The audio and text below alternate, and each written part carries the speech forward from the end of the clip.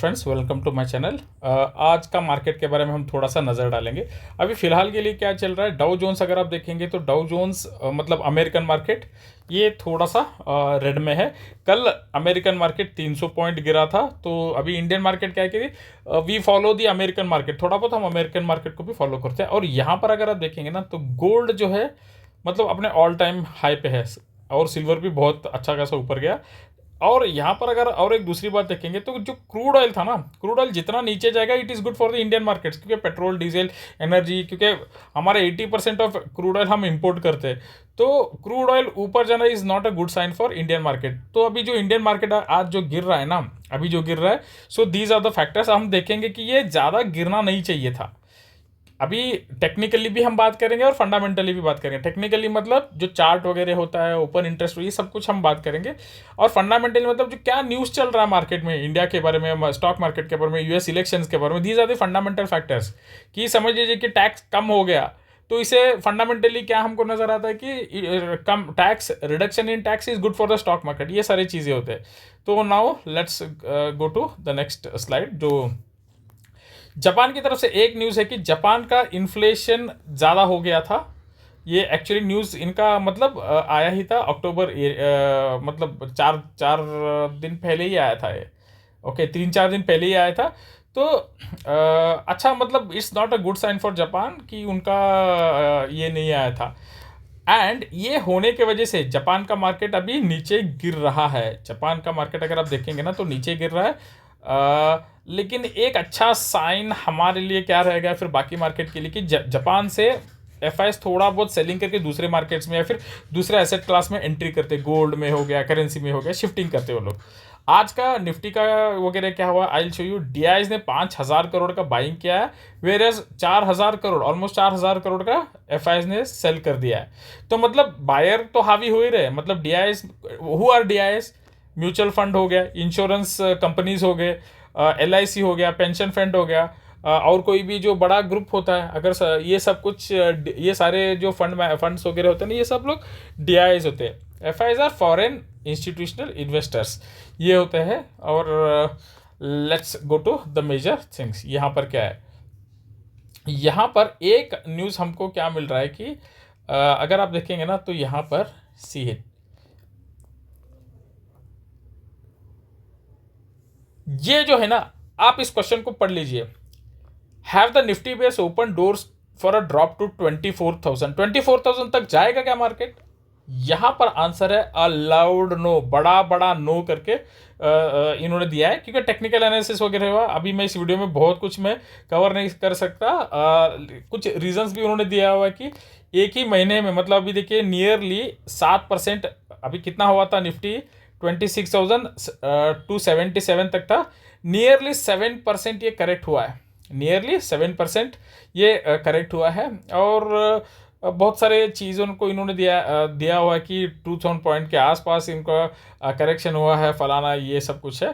तो let's see कि the overall result क्या है कि ज़्यादा अभी नीचे नहीं गिरना चाहिए। जबकि टेक्निकली क्या कह रहे सब लोग कि सब कुछ नीचे जा सकता है करके। लेट्स सी अभी हम क्या होगा वो उसके बारे में हम देखेंगे। अभी देखिए ये टेक्निकल हमारे पास क्या है, एक एनालिसिस है। यहाँ पर अगर आप देखेंगे ना तो what the Nifty index, sorry Nifty bank का क्या कहना है यहाँ पर, सी है, this is Nifty bank head and shoulder. ये देखिए, ये अभी अगर आप देखेंगे ना तो this is head and shoulder pattern, क्योंकि हेड एंड शोल्डर यहाँ पर ऊपर गया, ये एक शोल्डर हो गया, ये हेड हो गया, फिर यहाँ पर शोल्डर। और टेक्निकल मतलब इसके बुक्स में क्या लिखा है, जब यहाँ पर आता है तो ये यहाँ से नीचे आना चाहिए, थोड़ा तो यहाँ पे नीचे आना चाहिए। So this is the scenario. तो इनका ये तो बोलते हैं कि यहाँ तक तो आना चाहिए, लेकिन 50,400 तक तो आना चाहिए, this is the expectation.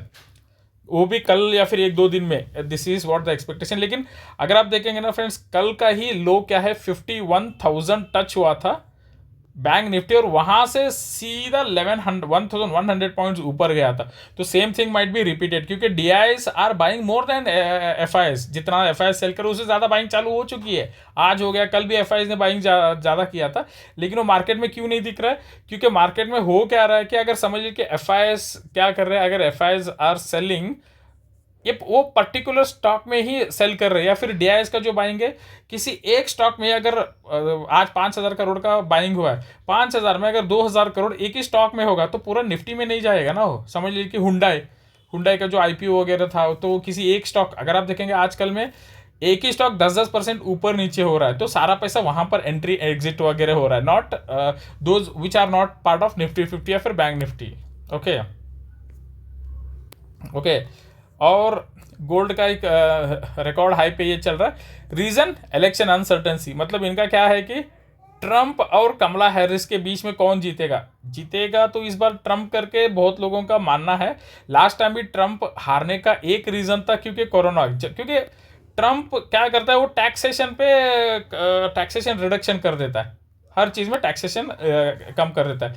SRF करके एक स्टॉक, केमिकल स्टॉक, बहुत दिन से केमिकल इंडस्ट्री चल ही नहीं रहा है। अगर आप देखेंगे ना कि 2 साल पहले के सारे जितने भी वीडियोस देखेंगे, सब लोग केमिकल स्टॉक्स के बारे में बात करते थे, लेकिन आज कोई बात ही नहीं करता है। मतलब बहती गंगा कहाँ पे जाएगी उस तरफ बात करते हैं। कमिंग टू द पॉइंट कि SRF is a chemical stock और इसका प्रॉफिट फिर से ड्रॉप हो गया, इसीलिए गंदी तरह से गिर चुका है। लेकिन इसका ये स्टॉक इज नॉट बैड, आप इसको लॉन्ग टर्म के लिए अभी बाइंग अपॉर्चुनिटी बाय करके रख सकते हैं, करके you can decide your own. Okay friends, now come to this one. SEBI warns against rising F में जो हो रहा है उसके बारे में सेबी ने फिर से वार्निंग दिया है, ब्ला ब्ला, ये सेबी का चलता रहता है। लॉट साइज बढ़ाएंगे, अभी क्या करें, स्पेकुलेशन तो इंडिया में रुकेगा नहीं।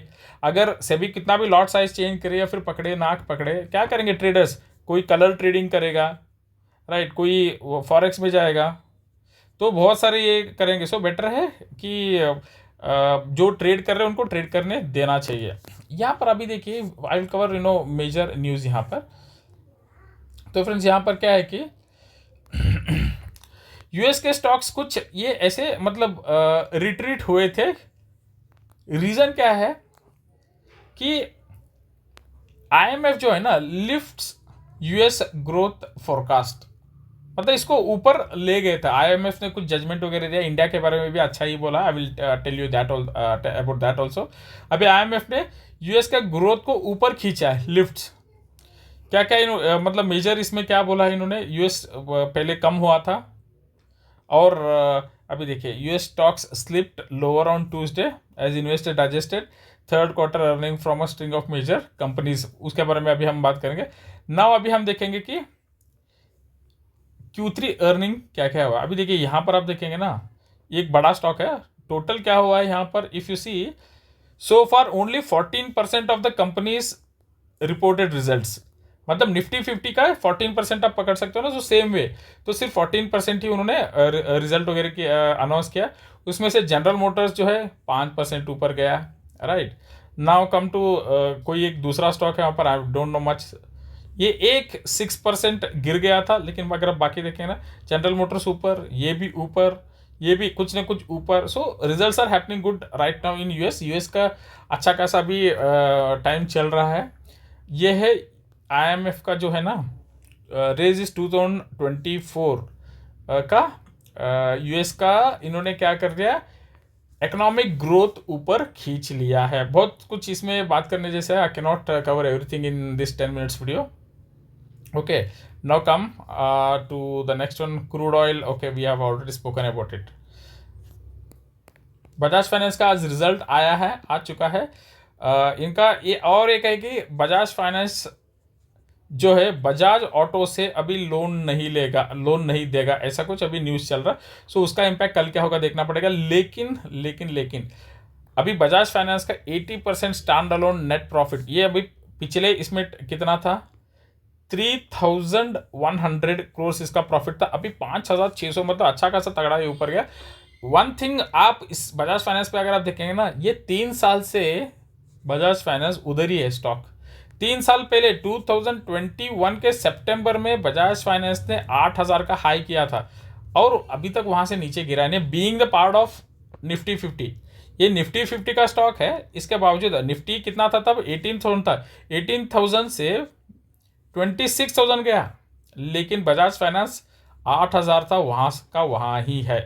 सो 30% तो निफ्टी में ऊपर उछाल आया है, बट बजाज फाइनेंस अभी तो, सो होपफुली दिस टाइम ये कुछ ऊपर वगैरह जाएगा, राइट। लेट्स सी कल कौन कौन से स्टॉक्स के रिजल्ट्स आने वाले हैं।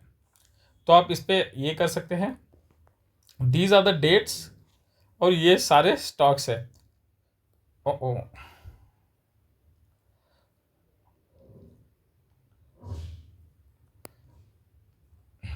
ये देखिए, बजाज फिंसर, एयू बैंक होल्डिंग, आप देख सकते हैं बहुत सारे स्टॉक्स है जिसमें आपके होल्डिंग्स वगैरह है। अभी गोदरेज प्रॉपर्टीज, HUL, सारे बड़े छोटे सारे स्टॉक्स का ही ये आने वाला है।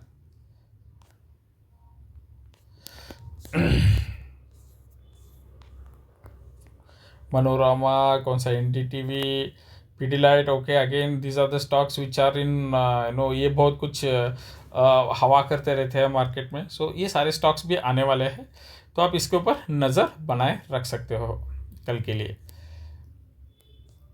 एंड ये है निफ्टी 50 का chart, same shoulder, head and shoulder, और ये नीचे गिरेगा करके टेक्निकली। अभी देखिए, अगर आप इसको देखेंगे ना, already it is at the support level, यहाँ पर ऑलरेडी सपोर्ट लेवल पे है। अगर ये थोड़ा सा गिरेगा ना तो कितना गिर सकता है, 80। अगर अगर आप टेक्निकली देखेंगे तो दूसरा सपोर्ट लेवल कहाँ पर बनता हुआ इसका नज़र आ रहा है। सो ये सपोर्ट का जोन है ये। तो अनदर शायद 200 पॉइंट्स या फिर मैक्सिमम 100 पॉइंट्स, फिर वहाँ से ये बाउंस बैक करना चाहिए, provided some good news in the market और there are no bad news in the market. IMF ने क्या किया है, I will show you that. International monetary fund ने इंडिया का ग्रोथ रेट को ऊपर खींचा है, मतलब जहाँ पे था वहाँ पर ही रख दिया, अनचेंज एट 7%। तो ऐसे हाल में जब वॉर चल रहा है तो अनचेंज जो 2025 के लिए अनचेंज रखना ही बहुत बड़ी बात होती है ये। ओके, 7% 2024, 6.5% 2025 के लिए। So which is a good news for. ये तो चेंज भी होता रहता है, IMF ऐसे नहीं कि अभी बोल दिया तो ऐसे ही चलता रहेगा, लेकिन ये अच्छा है। और एक दूसरा बात क्या है कि यहाँ पर गुड न्यूज़ ग्लोबल इकोनॉमी के लिए क्या है, battle against inflation has been won, मतलब इन्फ्लेशन के खिलाफ हम जीत हासिल कर चुके हैं। अभी देखिए, इन्फ्लेशन 3 साल से चल रहा था। क्या था इन्फ्लेशन का, अगर आप देखेंगे ना, तो यहाँ पर 9.4% 2022 में था, ये 3.5% 2025 तक आएगा करके इनका कहना है। 3.5 नहीं भी है तो 4% भी आ गया ना, काफ़ी है। Already US is in the bracket of 2% के आसपास है, हम भी बहुत नीचे आ चुके हैं। तो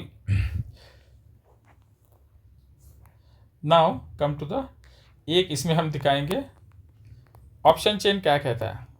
देखिए, बैंक निफ्टी का हम देखेंगे, what is bank Nifty saying. Bank Nifty कहता है यहाँ पर, ये देखिए, ये है इधर स्पॉट प्राइस क्या है, 51,300 है। यहाँ पर कुछ भी अनवाइंडिंग वगैरह नहीं हुआ है, और यहाँ पर कॉन्ट्रैक्ट्स वैसे के वैसे लाखों में। इफ़ यू सी, यहाँ पर इतने सारे अनवाइंडिंग हुआ है, मतलब what option chain says is, market ऊपर नहीं जाएगा, मार्केट नीचे जाएगा। तो देखते हैं फ्रेंड्स, अभी कल क्या होगा मार्केट, आज का अमेरिकन मार्केट को भी देखते हुए कल हम देखेंगे what will be the result. Take care, bye bye, channel को सब्सक्राइब करिए।